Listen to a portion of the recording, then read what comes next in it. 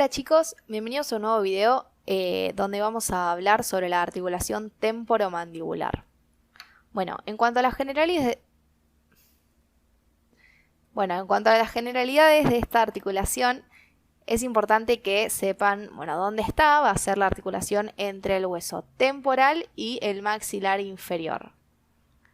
Acá se puede ver, este es el hueso maxilar inferior y acá estaría la apófisis cigomática específicamente del hueso temporal. Y la función va a ser realizar distintos movimientos para poder tener función masticadora, para hablar y también para la deglución. Y esta articulación, que también se puede abreviar como ATM, es considerada la articulación más compleja del cuerpo humano y además va a ser la única articulación simétrica, es decir, que va a haber una a cada lado, que tenga un funcionamiento unitario. Y es la única articulación móvil de la cabeza. Siempre arrancamos entonces hablando sobre el tipo y el género. Va a entrar dentro de las diartrosis, es decir, que va a ser una articulación móvil. Va a ser del género doble condilia. Y en cuanto a los movimientos que permite, después vamos a hablar bien, pero va a permitir hacer flexo-extensión, desplazamiento antero-posterior y abducción y aducción.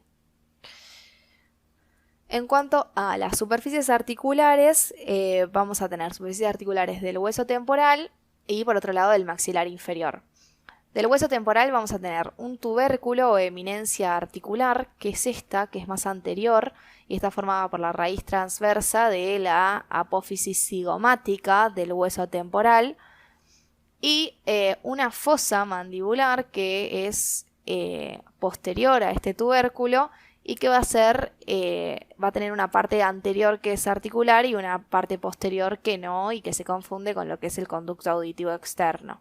También se puede denominar cavidad glenoidea del temporal.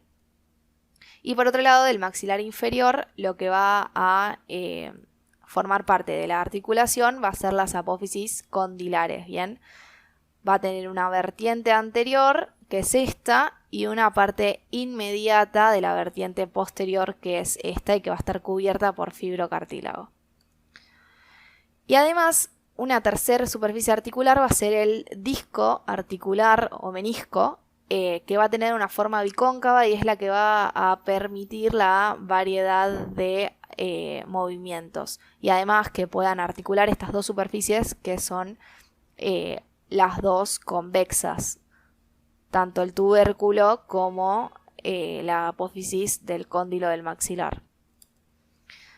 Bueno, y cuanto a los medios de unión, vamos a hablar de una cápsula articular, que en realidad hay dos. De los dos lados del disco, del menisco, se va a ver una cápsula temporodiscal y otra disco mandibular, que va a ser inferior. También tenemos la membrana sinovial, que también hay dos, una de cada lado del menisco. Y vamos a tener ligamentos. Un ligamento externo, que es importante porque va a ser reforzar a la articulación desde la parte externa, que es el que se puede ver acá. Tiene forma triangular y va a ser bastante grueso y se va a articular desde el tubérculo del temporal hasta, y desde la fosa también, hasta lo que sería el cuello del cóndilo de la mandíbula. Bien, acá se puede ver. Es este que va a ir desde el tubérculo y la fosa hasta el cuello de lo que sería la mandíbula.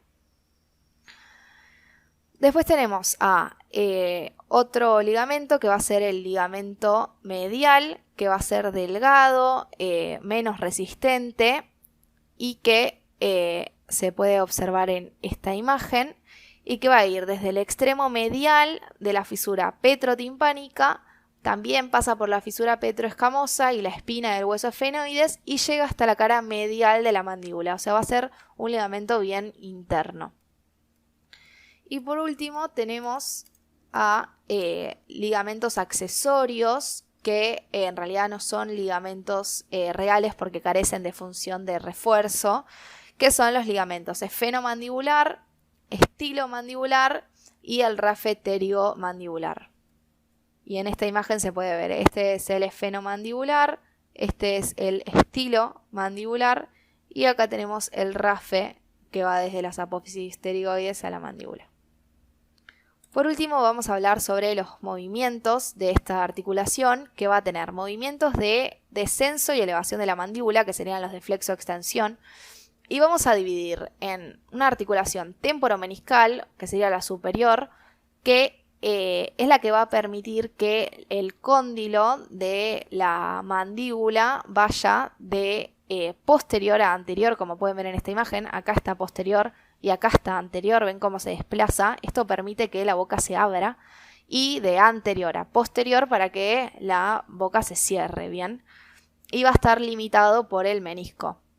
Y una articulación disco-mandibular que va a permitir una leve rotación de esta cabeza, y está limitado por el ligamento lateral que dijimos que era muy importante.